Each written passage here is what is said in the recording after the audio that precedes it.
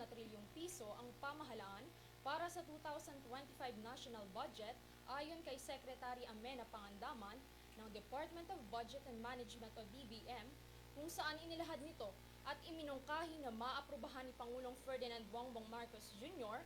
ang naturang budget. Kaaluan ng hatid ng 2025 national budget na magiging malaking suporta sa economic at social transformation para sa pagpapaunlad, mas inklusibo at matatag na kinabukasan sa ilalim ng bisyon ng Pangulo para sa bagong Pilipinas. Sa kabilang banda, ang pambansang budget ay tiyak na mas malaki ngayong taon ng 10.1% kaysa sa 2024 General Appropriations Act na tinatayang umabot lang sa mahigit 5 trilyong piso. Asahan naman ng sektor ng edukasyon ang pinakamalaking porsyento sa budget na ipapamahagi sa ilalim ng mandato ng konstitusyon, kabilang rin ang sektor ng kalusugan na makakakuha ng mas pinakamalaking budget para mapatibay ang operasyon ng mga ospital ng Department of Health o DOH at iba pang health facilities sa bansa.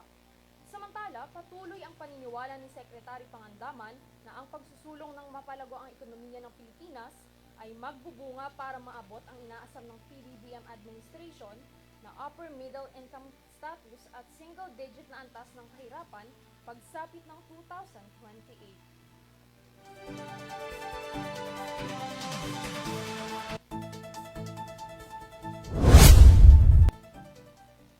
Sa iba pang balita, nag-anunsyo ang Manila International Airport Authority kahapon na magkakaroon ng 12 hours interruption sa kanilang air conditioning system sa Ninoy Aquino International Airport Terminal 3 upang mai-install ang 6 na bagong cooling systems.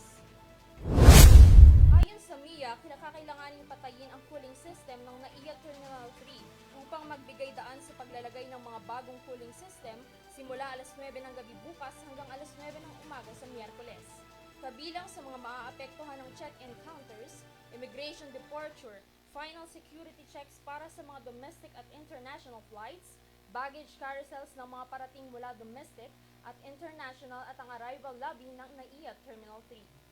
Sa mga oras na ito ay tanging ang mga fan, blower at ilang standalone air conditioning units lamang ang gagana sa buong terminal upang magsilbing backup.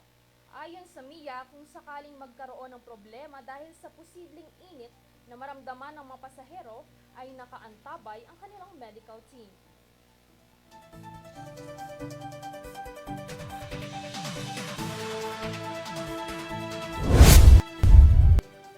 Samantala, inulat ng Department of Agriculture o DA na posibleng ipahinto ng kanilang ahensya ang trial ng pagbabakuna kontra African Swine Fever o ASF sakaling may makitang problema hinggil dito. Yan ay matapos maglabas ng babala ang World Organization for Animal Health sa iba't ibang mga bansa hinggil sa paggamit ng substandard ASF vaccine para mapigilan ang mga sakit na dulot nito sa mga alagang hayop. Ayon kay Agriculture Assistant Secretary at Spokesperson Arnel de Mesa, sakaling may makitang problema ang hensya habang isinasagawa ang free trial sa ASF vaccine, agad nila itong ipahihinto. Idinagdag pa nitong mahigpit ang pagbabantay ni Agriculture Secretary Francisco Chu Laurel Jr. sa mga prosesong may kaugnayan sa pagbabakuna. Matatandaang noong 2019 nang magsimula ang first outbreak ng African Swine Fever sa Pilipinas na labis na nakaapekto sa negosyo at alagang baboy ng mga Pilipino. Samantala, una nang sinabi ni Chu na malapit nang maaprubahan ng Food and Drug Administration o FDA ang bakunang gagamitin kontra ASF ngayong buwan. Base naman sa datos ng DA, malaki ang tsansa na maging epektibo ang isinagawang trial para sa vaccine matapos itong magpakita ng high efficacy level.